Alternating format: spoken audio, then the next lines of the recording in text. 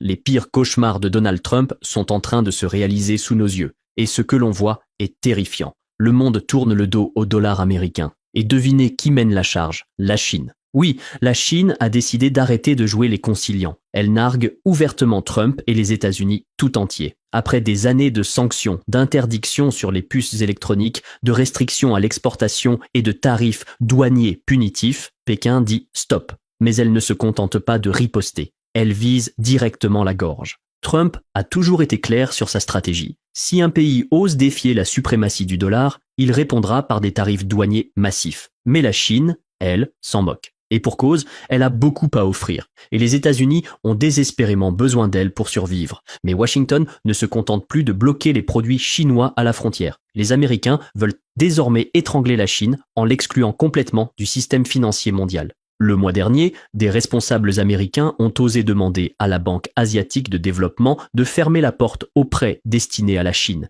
prétextant que le pays est désormais trop riche pour recevoir des aides. Pour Pékin, ce n'est pas simplement une décision technique, c'est une gifle en pleine figure, une humiliation publique. Et maintenant, Scott Bessent entre dans l'arène. Il fait pression sur d'autres nations pour qu'elles coupent tous leurs liens commerciaux avec la Chine. La tension est à son comble. Le monde entier observe cette confrontation entre superpuissances prêtes à exploser à tout moment. Mais avant d'aller plus loin, abonnez-vous à la chaîne. Cela nous permet de vous apporter les dernières actualités mondiales, les plus cruciales. Alors, pourquoi cette guerre? Pourquoi cet affrontement? Depuis des années, la Chine est officiellement classée comme pays en développement par des institutions internationales telles que la Banque mondiale, les Nations unies ou encore la Banque asiatique de développement. Et c'est là que tout devient intéressant, car ce classement s'est retourné contre les États-Unis. Aujourd'hui, Washington tente de faire machine arrière. Appeler la Chine un pays en développement permettait à l'Occident de se sentir supérieur. Cela flattait leur ego. Mais ce qu'ils ont négligé, c'est que cette étiquette donne droit à des avantages très concrets. Être classé comme pays en développement, ce n'est pas qu'un titre. C'est un ticket d'entrée vers des privilèges financiers, des prêts à très faible taux d'intérêt, des délais de remboursement allongés et des règles commerciales assouplies pour faciliter les exportations.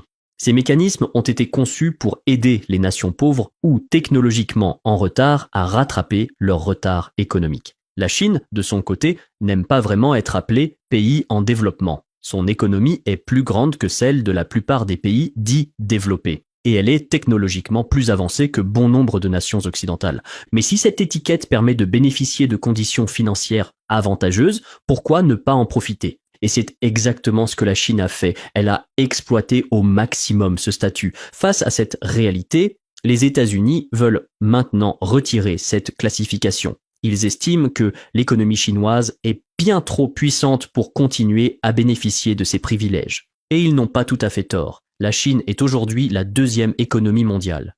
En 2025, le PIB nominal de la Chine est estimé à 19,2 milliards de dollars, ce qui en fait la deuxième plus grande économie du monde après les États-Unis. Mais si l'on regarde en termes de parité de pouvoir d'achat, c'est-à-dire la valeur réelle de ce que l'économie peut produire, le PIB chinois grimpe à 43,2 milliards de dollars, ce qui en fait cette fois la plus grande économie mondiale en volume réel. La Chine possède des villes ultra-modernes, une industrie technologique de pointe et une influence planétaire croissante. Pour les États-Unis, laisser un pays aussi puissant profiter d'avantages réservés aux économies faibles, c'est comme laisser un milliardaire utiliser un coupon de réduction réservé aux plus démunis. Ils estiment que ce traitement de faveur donne à la Chine un avantage injuste dans le commerce et la finance mondiaux.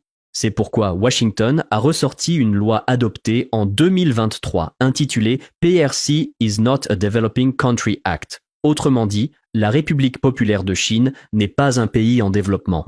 Cette loi ordonne aux diplomates américains de faire pression sur les organisations internationales pour qu'elles cessent de considérer la Chine comme un pays en développement.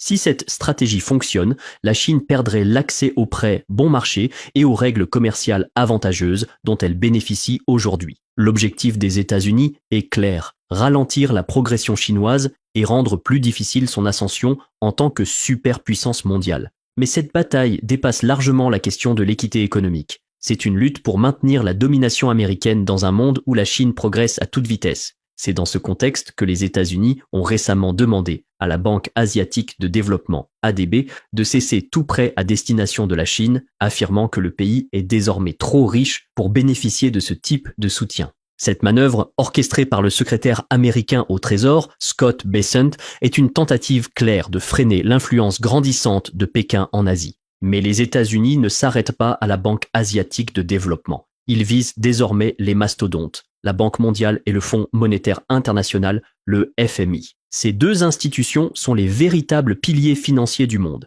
La Banque mondiale accorde des prêts pour construire des routes, des écoles ou des hôpitaux dans les pays pauvres. Quant au FMI, il intervient lorsque les États sont au bord de la faillite ou en pleine crise économique. En théorie, ces organismes doivent aider tous les pays, mais Washington veut qu'ils suivent sa ligne. Et c'est exactement ce que Scott Bessent leur a demandé de faire. Dans un discours percutant devant des investisseurs internationaux, le secrétaire au Trésor a clairement critiqué la Banque mondiale et le FMI, affirmant qu'ils ne remplissent plus leur mission correctement. Mais ce qu'il sous-entendait, c'est surtout qu'ils n'obéissent pas assez aux intérêts des États-Unis. Bess ne va pas jusqu'à menacer directement de quitter ces institutions, même si Trump et une partie de son entourage l'envisagent sérieusement. Mais le message est clair. Si la Banque mondiale et le FMI ne s'alignent pas sur les priorités américaines, notamment en excluant la Chine du cercle des pays en développement, alors ils risquent de perdre le soutien financier des États-Unis.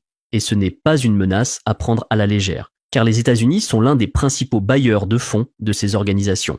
Best a tenté de calmer le ton, affirmant que America First ne signifie pas America Alone. Mais soyons honnêtes, ce qu'il dit vraiment, c'est que ces institutions mondiales devraient agir comme si elles travaillaient pour Washington. Et si elles refusent, elles risquent simplement d'être mises sur la touche. Le problème, c'est que cette stratégie met les pays les plus pauvres dans une situation extrêmement délicate, car ils dépendent directement de la Banque mondiale et du FMI pour faire face aux crises économiques. Et les choses ne s'arrêtent pas là. À peine le discours de Scott Bessent terminé, le président Trump entre en scène. Fidèle à lui-même, il ne fait pas dans la dentelle. Il jette de l'huile sur le feu. Trump lance un avertissement. Tout pays qui ne soutiendra pas les États-Unis sur le plan commercial, en particulier ceux qui coopèrent avec la Chine ou le bloc BRICS, s'expose à des tarifs douaniers écrasants. Et cela vient s'ajouter aux nombreux tarifs déjà imposés sur toute une série de produits. Mais il y a un problème. Trump ne cesse de changer de cap. Un jour, il annonce de nouvelles taxes. Le lendemain, il les reporte. Cette instabilité permanente crée un chaos généralisé. Les entreprises ne peuvent plus planifier. Les investisseurs prennent peur. Et même certains grands soutiens économiques de Trump commencent à lâcher prise. Le commerce mondial ralentit. Non seulement à cause des tarifs en eux-mêmes, mais parce que plus personne ne sait ce que Washington fera demain. Cette instabilité, ce n'est pas du leadership, c'est de l'intimidation. Et elle pousse de plus en plus de pays à remettre en question leur confiance envers les États-Unis. Si Washington continue de vouloir imposer sa volonté à coups de pression économique, alors le reste du monde pourrait finir par conclure qu'il vaut mieux s'en passer. Ce ne serait pas seulement une erreur diplomatique, ce serait dangereux. Un système mondial fracturé, sans leadership clair des États-Unis, risquerait d'isoler l'Amérique bien plus qu'elle ne l'imagine. Et ce schéma ne date pas d'hier. Depuis longtemps, les États-Unis utilisent leur poids financier pour influencer les grandes institutions mondiales.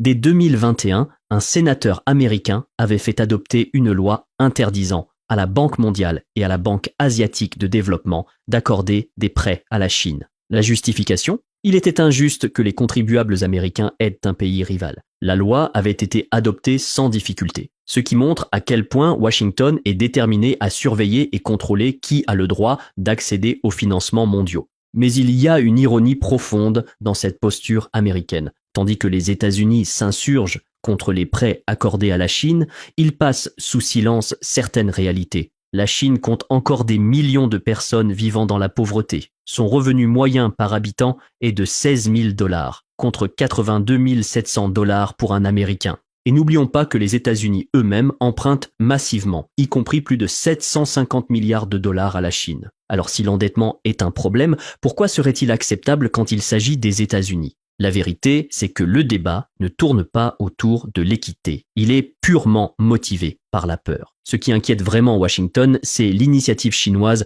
Belt and Road, ce programme géant de financement d'infrastructures à travers le monde. Les États-Unis qualifient cette stratégie de prêt prédateur, en soulignant que certains pays ont du mal à rembourser. Mais ce qu'ils oublient souvent de dire, c'est que la Chine rééchelonne régulièrement les dettes et que les banques occidentales, elles, refusent généralement de financer ces projets risqués malgré leur potentiel transformateur. En coupant la Chine de l'accès aux financements mondiaux, les États-Unis espèrent forcer Pékin à se replier sur ses propres ressources, ou alors à se tourner vers son alternative, la Banque asiatique d'investissement pour les infrastructures, une institution que l'Amérique a d'ailleurs refusé de rejoindre. C'est une stratégie bien calculée, épuiser la Chine progressivement, tout en déguisant cette manœuvre en croisade vertueuse pour l'équité économique. Mais pendant que les États-Unis multiplient les coûts, la Chine ne reste pas passive.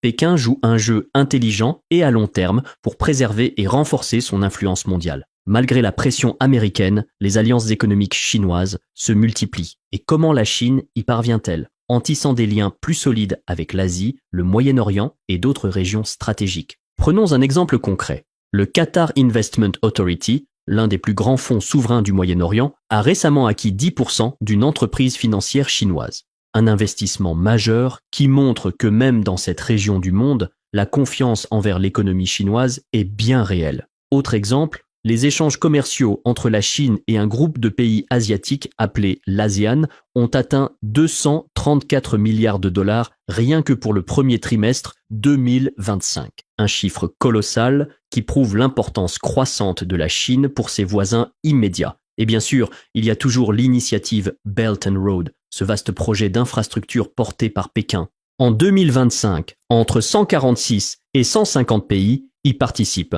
Et malgré les pressions américaines pour les pousser à se retirer, la majorité de ces pays restent fidèles à la Chine. Pourquoi? Parce qu'ils voient des résultats concrets, des routes, des ports, des voies ferrées, bref, des outils de croissance économique. Pendant que les États-Unis menacent, la Chine propose des partenariats et des investissements. Et cela devient de plus en plus difficile pour les pays de dire non. Mais c'est ici que les choses deviennent vraiment sérieuses. Les États-Unis ne s'inquiètent pas seulement des avantages commerciaux de la Chine ou de son réseau d'alliés grandissant. Ce qui hante véritablement les élites américaines, c'est la puissance industrielle chinoise. Dans les usines du pays, la Chine fabrique tout, des trains à grande vitesse aux puces d'intelligence artificielle de nouvelle génération. Et Pékin ne fait plus que rattraper son retard. Dans de nombreux domaines, elle devance déjà les États-Unis. Pour contrer cela, Washington multiplie les mesures de blocage. Des restrictions commerciales, des contrôles à l'exportation, tout y passe. Le but est simple, ralentir la machine chinoise. Mais à chaque nouvelle usine qui ouvre, à chaque percée technologique, la Chine montre qu'elle ne recule pas, elle accélère. Et pendant que les États-Unis essaient de contenir la Chine, Pékin redessine la carte financière du monde. La Chine pousse activement pour imposer le yuan comme monnaie dans les échanges internationaux. Aujourd'hui, les banques d'État chinoises traitent 40% des transactions transfrontalières en yuan. Ce n'est pas seulement symbolique. Cela permet à la Chine de contourner les sanctions américaines, de rendre le yuan plus attractif pour ses partenaires et d'attirer davantage de capitaux vers ses marchés. Selon Goldman Sachs, une simple hausse de 1% du yuan pourrait faire grimper les actions chinoises de 3%. Et attention, même si plus de 4 000 milliards de dollars de commerce mondial passent encore par la monnaie américaine, le moindre basculement pourrait ébranler les fondations du système financier mondial. Mais l'histoire ne s'arrête pas là. La Chine ne se contente pas de concurrencer les États-Unis dans le commerce et les devises. Elle s'en prend désormais directement aux géants technologiques américains. Prenez BYD, le champion chinois des véhicules électriques. L'entreprise baisse ses prix de 10 à 30%, mettant une pression énorme sur Tesla, en Europe, en Asie du Sud-Est et ailleurs. Ce n'est pas juste une guerre des prix, c'est un message clair. Des voitures électriques aux puces d'intelligence artificielle, la Chine vise directement les secteurs que l'Amérique dominait autrefois. Et ne vous y trompez pas, ce n'est pas une posture défensive. C'est une offensive économique à grande échelle. En construisant ses propres systèmes parallèles, en finance, en énergie, en technologie, Pékin ne se contente pas de réagir à la pression américaine. Elle est en train d'inventer un futur alternatif, un monde où les règles ne sont plus écrites à Washington. Alors, la vraie question n'est plus: la Chine peut-elle survivre à la pression américaine? La vraie question c'est: l'Amérique peut-elle survivre à l'ascension de la Chine? Abonnez-vous à la chaîne pour ne rien rater alors que l'équilibre mondial du pouvoir bascule.